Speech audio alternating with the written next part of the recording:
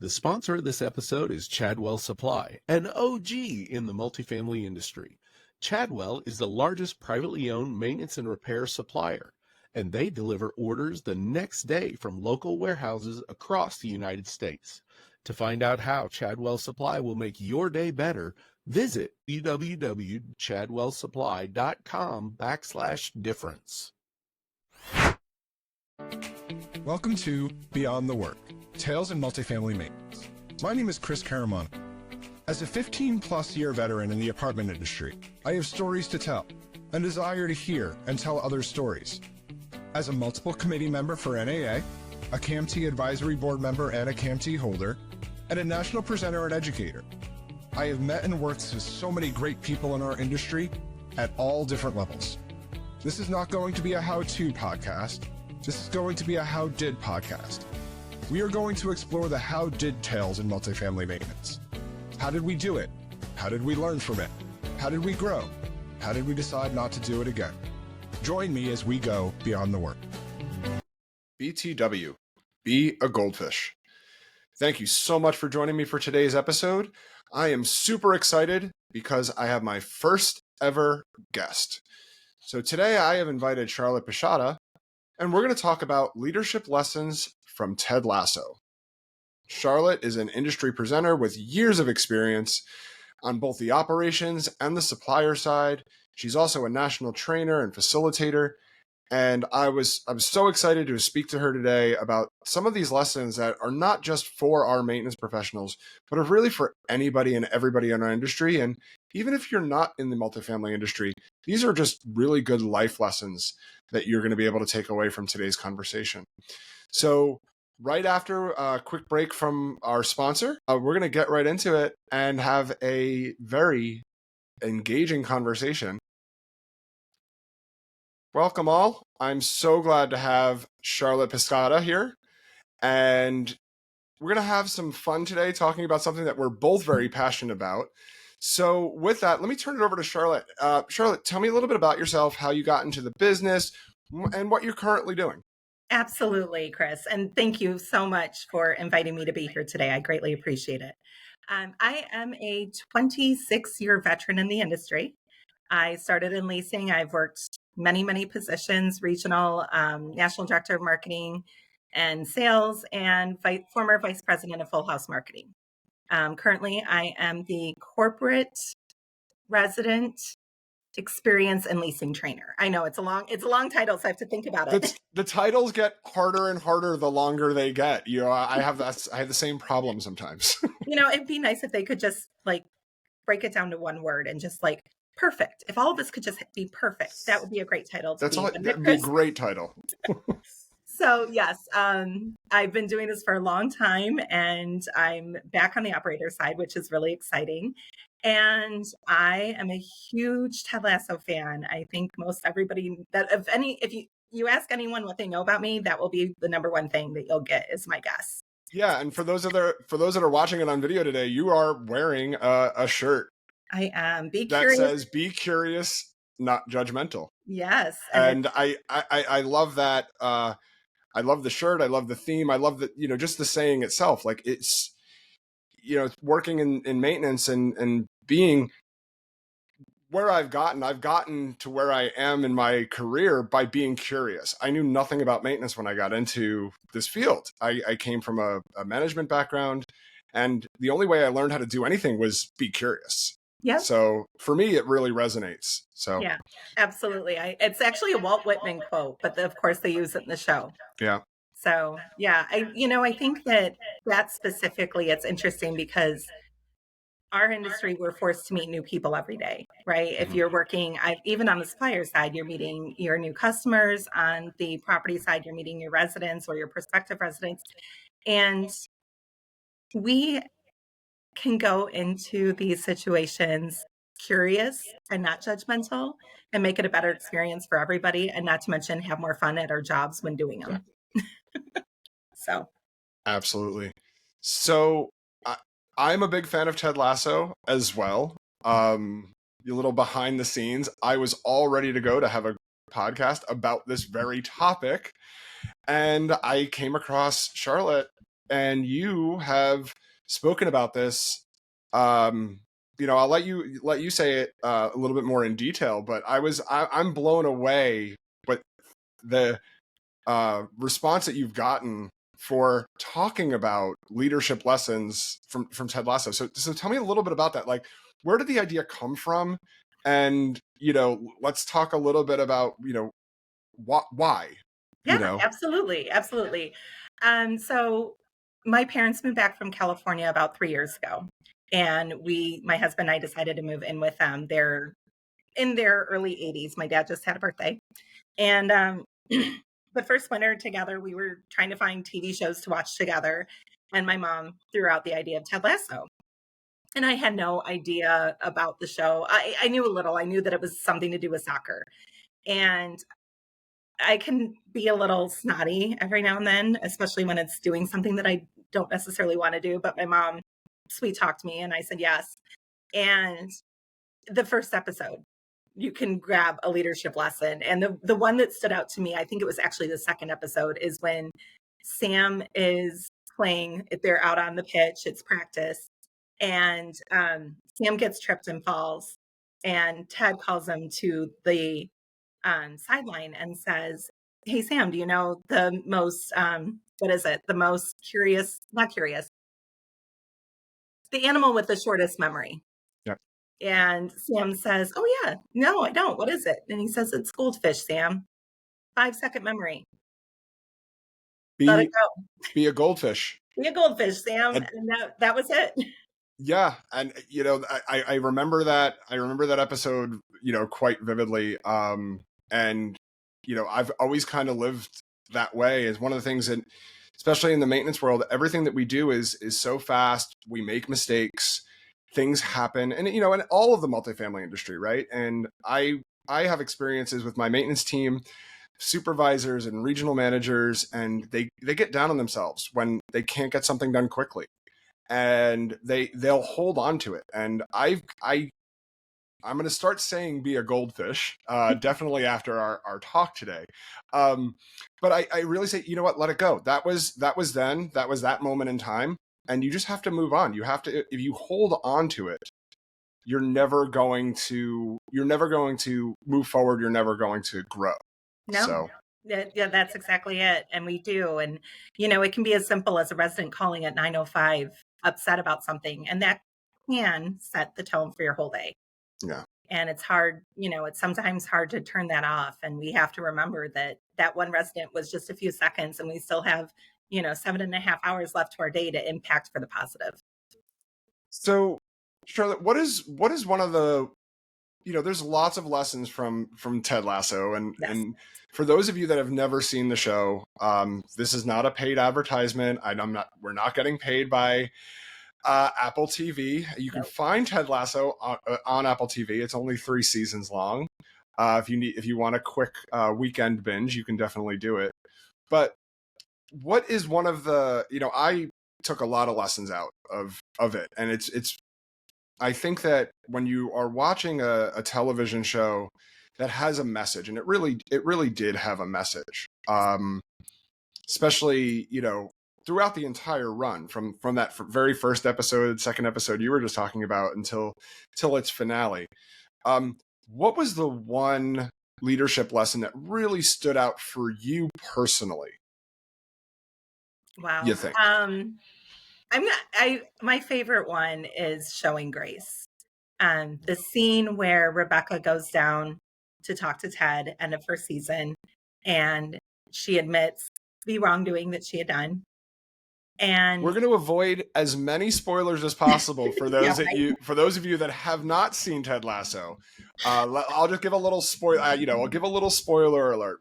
We will not go into too many specifics, but yes, the scene you're referencing comes at the end of season 1, and it was showing a moment of grace. The owner of the football club Ted was a coach of, she did some things. And she showed some grace. So, what did you take away from the show from Grace? Because I think it's a really interesting lesson. We talk about how incestuous our industry is and how everybody knows everybody, right? It's tighter than the 7 degrees of Kevin Bacon. We cross paths over and over and over again with each other. And the person that you're working with today, you might end up working with again at another company. And I think more than anything, we're human, we make mistakes, but every opportunity that we can to show grace, I think it's so important because that person is going to come up again. More than likely, they're going to show up again and we're going to run into them at an association event or even in our office. So, when we have that opportunity, we should definitely say yes and show grace.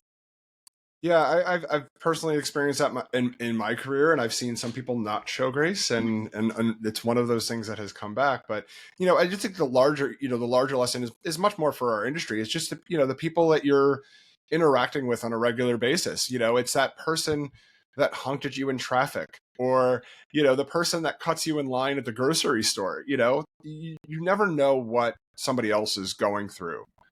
Right. You just reminded me, a great friend of mine, Holly Hunting, was an industry leader for many years, and she passed away probably about 10 years ago. And I remember her telling me a story about a car cutting her off, and the person flipped her the bird, and she gave him the peace sign. So now anytime somebody does that to me, I always show grace. Yeah, we're not gonna. I don't want to get too far off topic, but I spend a lot of time in my car, and I recently just I get honked at a lot. I'm in traffic in big cities on highways and everything, and I just started to take on this attitude, and it's along with the showing some grace. Is when I hear a horn beep, whether it's directly behind me or two behind me, I'm like, they're not honking at me. And I think that, that is part of that showing grace, is that if I internalize it and think they may be honking because they are late for class. They may be honking because they just had a bad day. They may be honking because they accidentally leaned on their horn, which I think we've all done at one point. And then we're like, oh my God, somebody thinks I'm honking at them. But, I think that's really a big part of it. And I think there was another lesson that I learned, and I'm hoping you could talk to a little bit about this, is, that vulnerability is really a strength, and it's not a weakness. Like, talk to me about what your feelings are about vulnerability, because over the course of the show, there was a lot of characters that had a lot of vulnerabilities that the script was kind of flipped. In most traditional television, a vulnerability, it's shown as a weakness, and they're trying to overcome it. But with some of the characters in Ted Lasso, their vulnerabilities actually turned into their strengths. Yes. So talk to me a little bit about that and what your feelings are on that. I'm curious to know which character comes to mind for you. My character is Roy Kent. Which one is yours? Yep.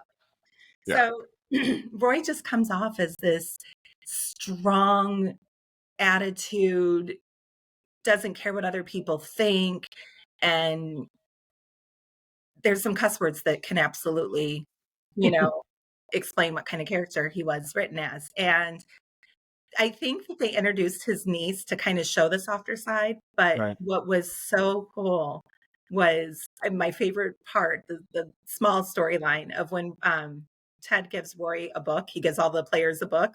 Right. And do you remember the title of the one that Roy got? I don't. It was made into a movie recently. It was a Reese Witherspoon production. But it's a girl. The main character is a girl, and she's going into a leadership role. Yeah. And that is what, Ted gives them. And I remember Roy being like, really? You think I'm a girl? Like that whole idea. But he becomes just such an amazing coach, leader, and you really get to see the human that he is. But outside of the movie, I mean, the fact that these characters are written that way. You've got Nate. Nate was very vulnerable. And then it was funny because he played vulnerable at the beginning. And the moment he stopped showing that is when his character became dark. Yeah. And then at the end, of course, the vulnerability comes out again and the honesty. Incredible writing. But I think that when we have that opportunity to show a mirror to someone, and I think that's what Ted did by using, It's a Wrinkle in Time, I think is the Yes. Book. Yes. I think when Ted, he kind of showed Roy like, hey, this is you, by giving him that book. And Roy just shined. Once he read it and embraced it, he just really shined. Yeah, I want to pull together a couple of the topics that we just talked about. Yeah. We talked about vulnerability. We were just talking about and I think just before that, give me a second. I lost my train of thought there, but I Okay. think that there one of the things that we see in our industry, right, is you mentioned it earlier. That's what it was. You mentioned it earlier that is a very small industry when we were talking Yes. about showing home grace, and there's always opportunities to work with others. And I have seen so many people, for lack of a better term, either job hop or move on to other organizations, Mhm. but they come back, right? And that was a real I've seen that a lot in my career. And yes, there are plenty of people who go on and move on, and they have their reasons, but there are instances, whether it's at a site level, whether it's at a regional level or a corporate level. Even yourself, I know that you said you were an on-site, you went into sales, Yeah. you came back into operations. Like that is, that's a little bit of what we see in our industry. But we always hear the grass isn't always greener. And I Mhm. think it's really funny with the whole Ted Lasso thing. There was several instances, and I'm not going to go into them too specifically for those of you that haven't watched it yet, where people, whether it was players or leadership, left and saw that the grass wasn't always greener, right? Yep. And they ended up coming back to a place that they really enjoyed their environment. They really enjoyed their leadership. And I think that's what we see with a lot of people.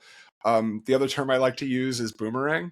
Yes. I actually heard, and everybody uses it. The grass is always greener, but I actually heard of one organization that actually, when people boomerang back to them, they buy them a boomerang with their name on it. And Oh, that's I don't, hilarious. and I was like, I don't know if I could ever pull that off, but kudos to that property management company that does that. So talk to me a little bit about, what are your feelings on that? Because we do see that a lot, that people either leave the industry or leave to other organizations in the industry and come back, specifically in the maintenance world. I actually see it Yeah. quite more frequently in maintenance than I do. You don't really necessarily know how good you have it until it's gone. Yep. And we have a lot of people that come, back to roles. I think it really speaks to the quality of the leaders in place at those organizations. Yeah. I think that it's a true testament to that. And I don't know how many companies you've worked for, Chris, but I've worked for my fair share. And yeah, the grass isn't always greener. And I left a company, I don't know, 14 years ago. And it's still probably one of my most favorite companies that I've ever worked for. And I'm always thrilled to refer people to them because I trust them. I trust them to take care of not only their residents, but their employees. And yeah, I would boomerang. I'm sure I'll boomerang again at some point if I don't retire with Friedman. I better say I'm going to retire with Friedman though. Well, I know a company that'll get you a boomerang if you decide to do that. Uh, so Charlotte, tell me a little bit about you. You've been on site, you've been in sales. This is about beyond the work. This is Tales in Multifamily Maintenance. Give me a story or a Um, maintenance story that you have that, I mean, you probably have, as we all do, right? We all, it was the thought behind this whole thing that I'm trying to do is I want to hear your maintenance stories and talk to me a little, it doesn't have to be one. We have Good. time. um, but why don't you tell me a maintenance story and maybe tie it back to one of these leadership lessons that you talk about with Ted Lasso? You know, I can do that, actually. I'm pretty impressed that I could come up with something that quickly. Thank you, Chris. I worked in student housing for quite a while. Okay. And if you're familiar with student housing, you've got your student turn. The company I worked for called it changeover. And I was a young manager. I took a manager position at like 20. So I was a very, very young manager. And I miss those days. I don't know about you, but you know how we kind of felt invincible, like we could do anything. Yeah. So we were doing turn and we opened the apartment, and the way we would manage maintenance, we would have actually about a team of about 7 people to go into an apartment and we would turn it in 10 minutes. Okay. So it was fast turn. And Yeah. I decided for whatever reason on that specific apartment that I was going to learn how to install a toilet paper holder. And Okay. yeah, That's a good start. You didn't tell me that, Chris, I decided to wire up hot water heater. I like when I hear, let's start small. Let's start with a toilet paper holder. yeah. Well, it took me more than that 10 minutes, let's just say. Okay. And I was very lucky to be with the team that I was with because they did show me grace. My maintenance supervisor actually came over, and as I'm fumbling and trying so hard, he's just watching me very, very politely, very quietly. And then finally he said, "Can I give you some direction?" And I looked at him like, "Yes, please." I said, I just want to prove to myself that I can do this. And, I think that was that allowing me to fail forward and not looking at me as his supervisor, but a peer. I think that was important, especially for me because I was young and I really wanted to be able to do something and show them that I could do it, that I wasn't just the 20-year-old office lady. So, yeah. Yeah. That's another thing that I took. Thank you for sharing that. It's one of the things that I took was um, from leadership lessons that I've personally learned from Ted Lasso is that you always have to be learning. And I know you and I are both NAAEI faculty members. We present on we present at national level, we present at local affiliates. But it's that no matter how long you've been doing this or what you're doing is you still have to be teachable. Yes. And one of the things that I always saw with I saw myself a little bit in watching some of these shows is that you have a fish out of water, Ted Lasso, who was a good American football coach that was brought over to England to be a European soccer coach or European football coach. Sorry, no nasty comments. I know it's called football everywhere in the world except the US. But he went in, took this job for his, own personal reasons, Yep. and he knew nothing about the sport of European football. He knew how to lead. He knew how to get the most out of his team. He knew the most how to get out of his players. And I think that's one of the struggles that I think a lot of maintenance supervisors have in getting to that next level is they know the job, right? But they don't necessarily know how to lead or make that next step. Do you see that? Have you seen that over your career? It's a little bit different, I think, from where I am than somebody that might be on the operations side. But I think one of the hardest things that maintenance team members do is that they're used to doing X, Y, and Z inside of a unit. They're used to doing that unit turn. They're used to doing that repairs. But when it comes to, and I don't like to use the term, again, no nasty comments, I don't like the term soft skills, but there is a soft skill disconnect. Yeah. So, talk to me a little bit about how you feel or you have taught maintenance professionals some of those soft skills. How have you used your leadership lessons to elevate and teach? It's interesting because when you're dealing with maintenance professionals, and correct me if I'm wrong, they're very, very left brain for the most part. Yes. They're just very analytical, this is how we do things. This is how we change the faucet. And to your point, you have to have that creative side in leadership. Yeah. And it is possible to have both. We know that because it happens. But I think that you really have to spend time talking and really working on the personal relationship because that is the personal development. Right. So creating that foundation of trust and being able to provide feedback and coaching. I think that there's a lot of maintenance individuals who obviously they've come up through those ranks and they've done it. You've done it. And I've had my personal fair share of maintenance supervisors who I've seen do it, but it takes really adding in that human touch. And there's a lot of patience that is involved. And I think if you find the quality of patience and a passion for people, you can train. Excellent. So we are going to take a break right now and go to a quick sponsor break to hear from our sponsors. And we will be back in a few seconds to talk a little bit more about leadership lessons from Ted Lasso. Excellent. Chadwell Supply is the proud sponsor of the Multifamily Media Network. Chadwell Supply is the largest privately owned MRO supply company and is committed to the multifamily industry. They deliver orders the next day from local warehouses across the United States. Chadwell Supply offers valuable resources such as maintenance training, a dedicated renovations team, and procurement platform assistance, ensuring multifamily properties operate more efficiently. Partnering with Chadwell Supply helps communities stand out in an increasingly competitive market. Learn more at chadwellsupply.com/difference. Charlotte, let's talk a little bit now about people playing their roles.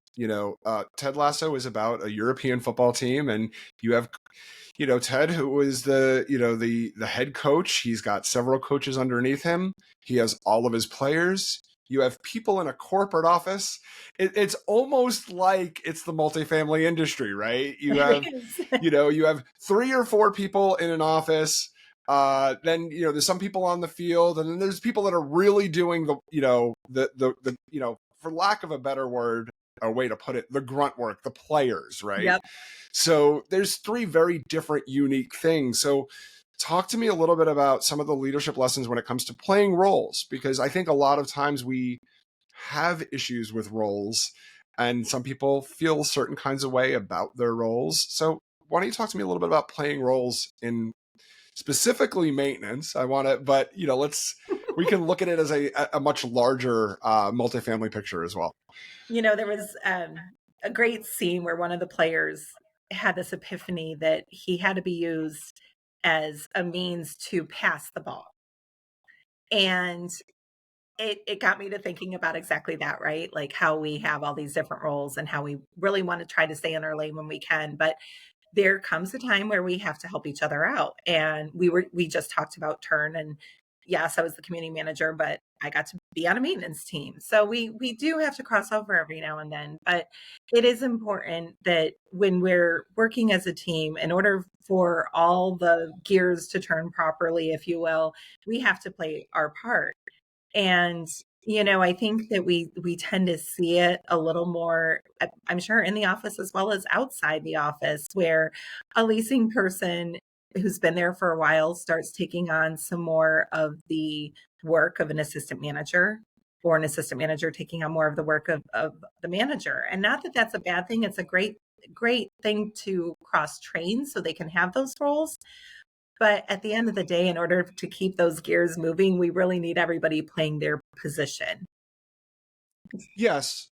And I agree with that. I absolutely agree with that. Everybody needs to play their position. But, I read an article that you had written a couple of years ago on this very topic.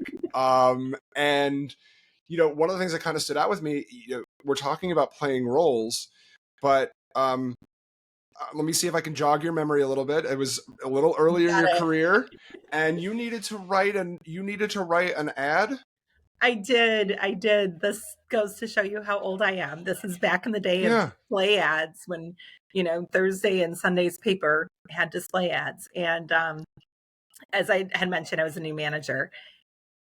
Luckily, I had a maintenance person who had no problem jumping out of his role at any given time.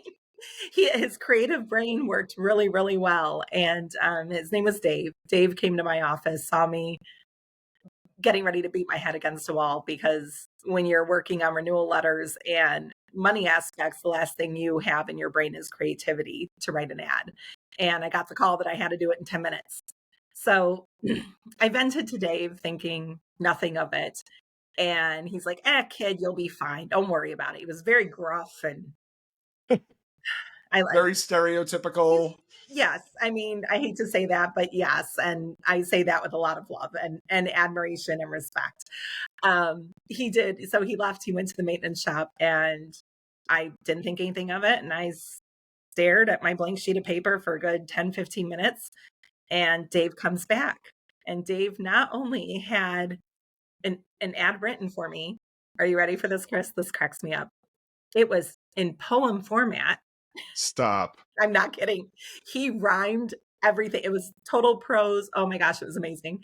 And he drew little Halloween pictures around it so they would know what kind of clip art to use. That is amazing. But you know what? We're talking about playing roles, but you know, people have skills that don't necessarily always present themselves. Yes. Right. And I think that, in a team environment, going back to, looking at soccer, right, is that you're talking about this player who said, all I want to do, all I need to do, my job is to pass the ball. Yep. Right. But when he scored, and I remember it vividly, when he scored for the first time, he felt it. The audience felt it. His team felt it. And he was like, all I'm ever going to do. And this is how I, have lived my career, is that I don't ever just want to be known as the maintenance guy. I want to be, and I think that, we see that people pigeonhole themselves or get into a certain role, but you're not learning. You're not able to help out, with writing an ad, and somebody may have creativity that they don't even know that they have until you bring it to them. Yep. We're having a hard time, leasing unit, the corner unit, what can we do? How do we stage it? Oh, well, if we put I was in a corner unit, 2 years ago, and they had it staged like this, and it might, attract more people. It's little things like that our maintenance professionals see every day. They see every unit at the property. They know where the best places are to put lights. They know where the best places are to stage a bed. And one of those things that I don't have not heard, and for those of you listening, thank you. A, thank you for listening. And B, I'm if you're doing this, great. If not, start tomorrow. Is utilize your maintenance team members, because they are looking at your units and your property through your residents' eyes. And because they know how they're dealing with certain things, what are their pain points? What are, are they using the space efficiently? And that can actually help quite a bit. Yeah, they do. Well, they get to see how their other residents have their homes set up and how they've got their furniture laid out. And they are the backbone. Maintenance is so, so important in this. In my 10 years, I have never had a marketing professional ask me how they should stage a unit. Really? Mm-hmm. And it makes me, think it's like, it just seems like one of those things. Well, he's maintenance. I'll be honest. I don't pick paint colors. You can obviously tell, for those of you that are viewing, I don't pick, if you're viewing this right now, I do not pick paint colors. I stay out of that, right? Unless it's China white or Battleship gray, I don't pick paint colors. But I do know how to actually organize furniture. I do know how to lay things out. And I think more, getting those types of input, whether it is from a property manager or a marketing professional, even development, when developers are, working with their architects, get some opinions, get some focus groups from some maintenance professionals. What do you see? What are the types of light fixtures that residents buy? What are the types of things, what's out there right now? Not what you search on Amazon or Google, what are people actually using? So, sometimes you can get opinions and feedback from ways that from people you don't necessarily would think about would have an opinion or have some knowledge on a specific topic. You said something that reminded me. One, it reminded me of a scene in Lasso, but it also just reminded me of a pet peeve of mine. And you made the comment, just a maintenance person. Yeah. That is probably one of the nails on a chalkboard for me. It's one of the most frustrating things to hear, because nobody is just right. You diminish the purpose of that person. You diminish their self-worth. And they do it by using those words, right? Oh, I'm just a leasing consultant. No, you're not just a leasing consultant. You help people find homes. You're not just a maintenance person. You care for those homes and those residents. Yeah. So it's so important that we don't get rid of that just the term. I hate that.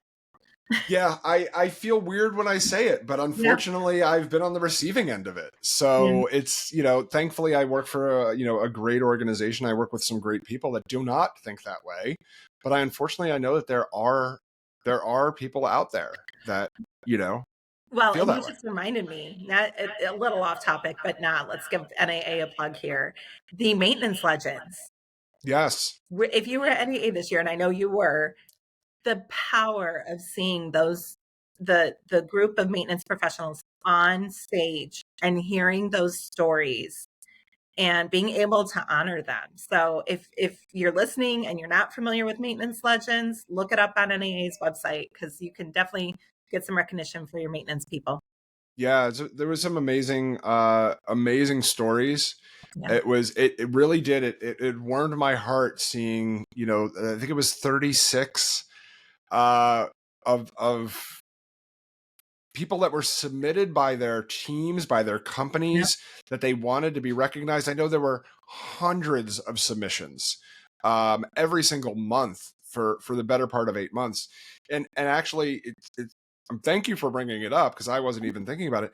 The new season, season 2 of NAA's Maintenance Legends, powered by HD Supply, literally, and this is again not a paid advertisement, but just opened on August 1st. So if you have a maintenance legend that you work with, please go to NAA's website, submit them, because those stories really matter. And that's what changes our perception Yes. of the maintenance professionals and the industry that we're in, because we really need that to change. So that, I don't know how I'm going to segue it, but let's talk about a little bit. We're talking about people. We are a people business, Yes, right? we are. We service people. We are people. But sometimes you do have, I'll let you say it. I don't want to say it. You don't want to say it.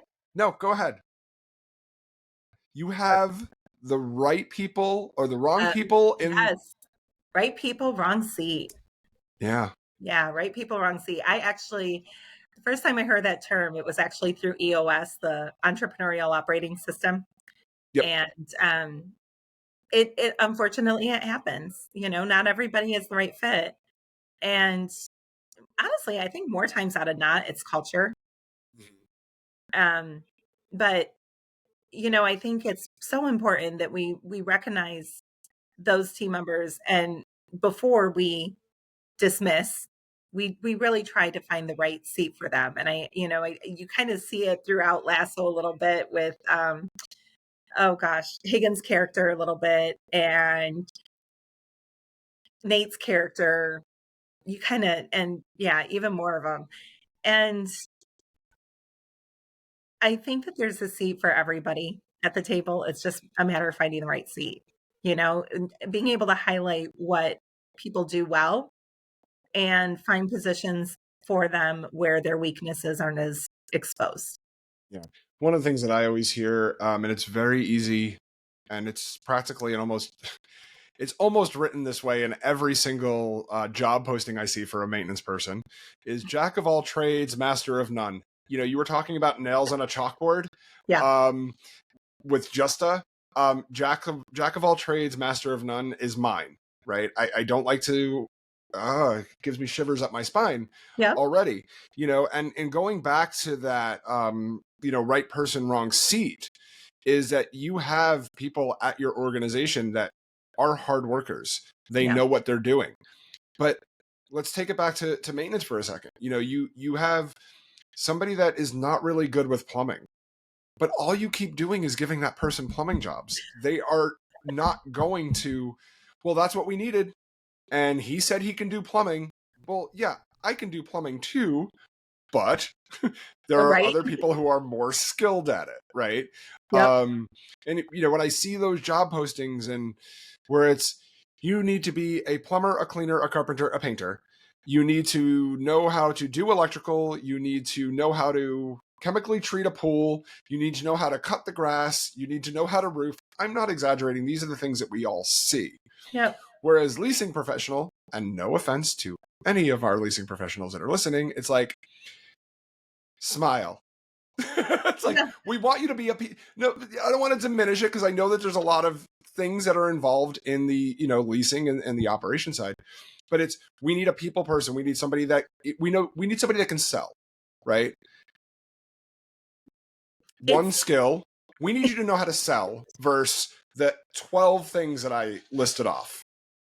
Yeah. Would you agree with that? Am I oversimplifying? You have 25 years of experience, and I see it through my lens. And not oversimplifying at all. I've written ads for both positions, and let me tell you, it's a lot easier to write an ad for leasing person. yeah. You have to be able to make friends with strangers. You have to smile and be kind. We can teach you the rest. And I think that that's what's hard, right? Because maintenance, when we're hiring for those maintenance positions, we really need the experience because we can't train it. Yeah. And there isn't as much on the job training available for maintenance because we need people to jump in and hit the ground running. And it's unfortunate. I know that there's companies out there really trying to increase their bench and create programs for maintenance to be able to get the on the job training. But you're 100% correct. We need the maintenance person to have the 500 skills, and leasing professionals need like 3. So, wow, that was a downer. Well, is it though? I think the reality of the situation is what it is, right? And I think that we have to, as a industry, we need to acknowledge that. So I'm glad we were able to talk about that, because it is something that I think a lot of our maintenance team members feel, right? Is that you're asking me to do all of these things, you guys, and I'm only, and then I see somebody else who only has to know 3 things. To your point, Chris, though, I will say this. In the last 4 years, we have finally seen the pay scale of a maintenance professional increase. And it's sad that we have that, that list of 500 things, but I am so thrilled that we're finally starting to see those starting rates of pay much higher than what they were 8 years ago. Yes, we are actually, and there's a lot of factors. Yes, there are recent numbers that came out with the job trend, NAA's job trend report. We are actually seeing, I was actually just reading the Q2 job trends report from NAA a little earlier today. And we still have a long way to go, because we are still behind other like industries.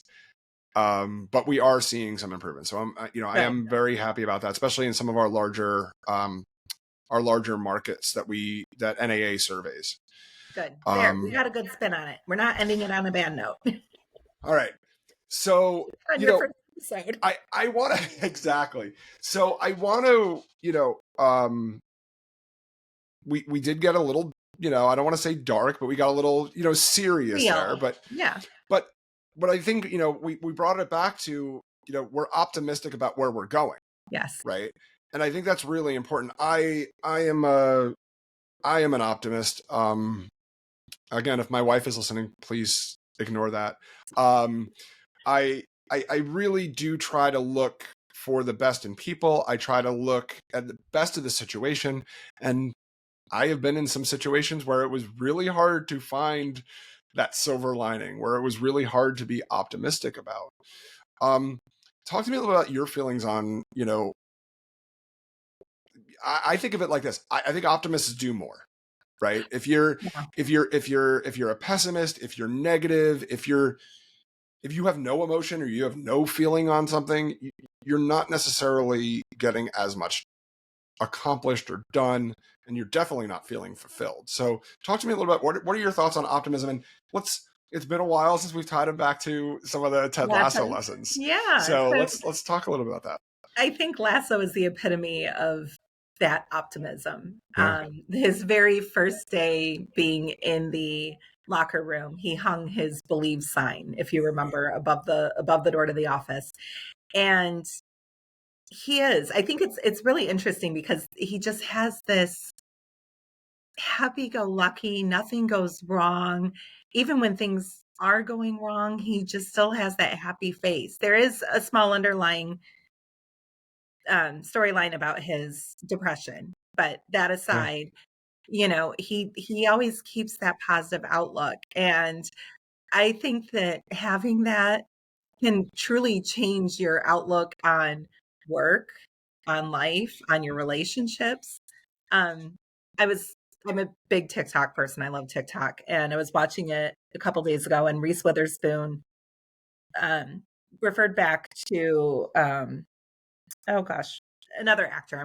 I can't remember his name. Gutenberg. There, and Gutenberg had done a TikTok and made the comment about having to wait for the train to go see his friends for lunch. And he said, I really need to change that. I need to be able to say, I get to wait for the train to see my friends for lunch.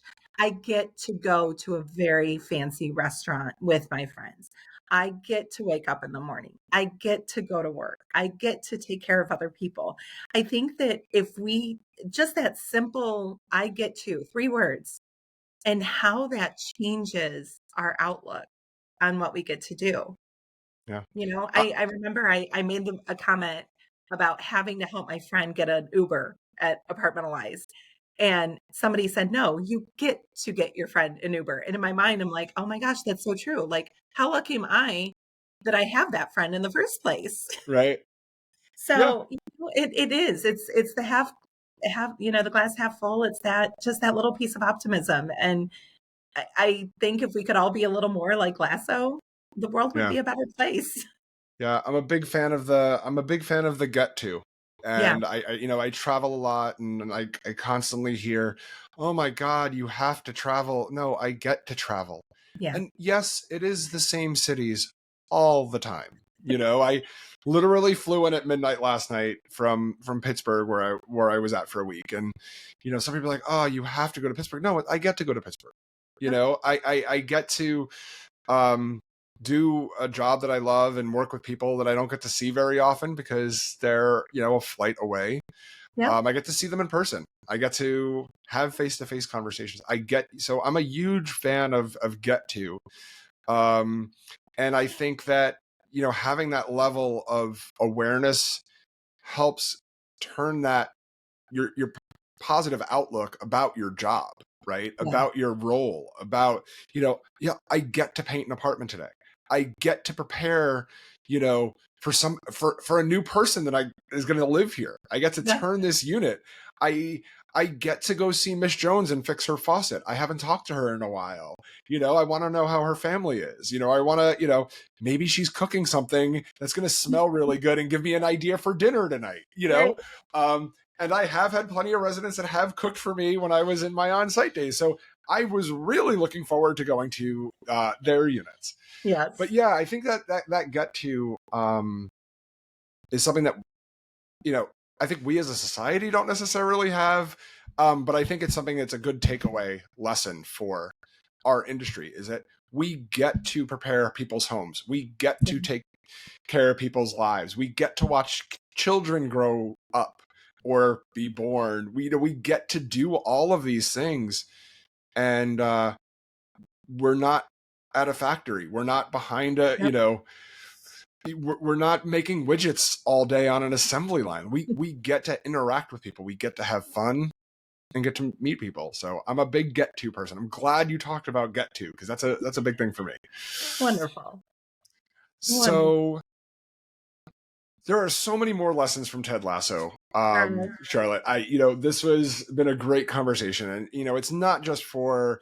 I think this is a great conversation for maintenance professionals, but it's a great conversation for anybody in our industry, and it's even outside of our industry that maybe tuning in.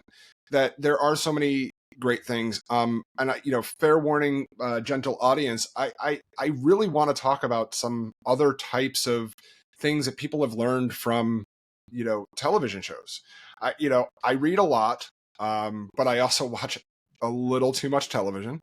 So I think we're going to have some more of these types of things in the future. And if there are certain TV shows or movies that you have some good leadership lessons of, that you would, or maintenance lessons, I'd love to talk to you more about that on Charlotte, whether it's you or one of our gentle listeners that might nudge me in the right direction. But Charlotte, why don't you tell the audience a little bit about, what do you have coming up? Yeah. I know that you and I were speaking at the beginning. You're going to have a busy, next couple of months, myself included. So I feel your pain. It's But what do you have coming up? What do you want to share with our audience? Yeah, it's that time of year. We're coming into fall, so training is picking up and awards and everything else. My next big thing that I've got going, I will be speaking at the Georgia Apartment Association annual meeting, September 6th on Amelia Island at the Ritz-Carlton. I'm closing keynote on Friday, and you'll never guess the topic. Leadership lessons from Lasso. That's amazing. Oh, yes. Yes, I'm very excited. And this will be my first time speaking for the Georgia Apartment Association. So I'm very thrilled. Oh, that's great. They are a great association. So I wish you the best of luck. I'm going to be down in Georgia. I won't be down there for their conference, but I'm planning a trip to Georgia very shortly. And it's one of my favorite states. I have a lot of friends down in the Georgia, the entire state of Georgia, but specifically right outside Atlanta. So I'm looking forward to that. Excellent. How can people reach you either for a speaking engagement, or they ask you questions, or they just want to pick your brain on, from your 25 years of experience? What's the best way for people to reach out to you? Absolutely. You can find me on LinkedIn, Charlotte Pisciotta, and you can also find my website. You can contact me through there, charlottepisciotta.com. Well, Charlotte, thank you so much for joining me today for Lessons from Lasso on Beyond the Work, Tales in Multifamily Maintenance. Thank you all for tuning in, and talk to you next time. Thank you for joining me for this episode. No matter how long you've been in our industry, or what position you have at your company or your community, everyone has a maintenance story to tell. Go to www.multifamilymedianetwork.com and leave me a voice message, or share your information and we can tell your tale together on a future episode. Please check out our sponsors and like, subscribe, and follow to this podcast or video, and join the Multifamily Media News Network newsletter for upcoming shows and blogs from me and the other great hosts on our network. Our stories all connect us. See you for the next chapter. Thank you again to Chadwell Supply for sponsoring this episode. Chadwell Supply delivers unforgettable service with next-day delivery, online and in-person maintenance training, and procurement platform assistance to make ordering simpler. Visit www.chadwellsupply.com/difference to learn how Chadwell Supply will make your day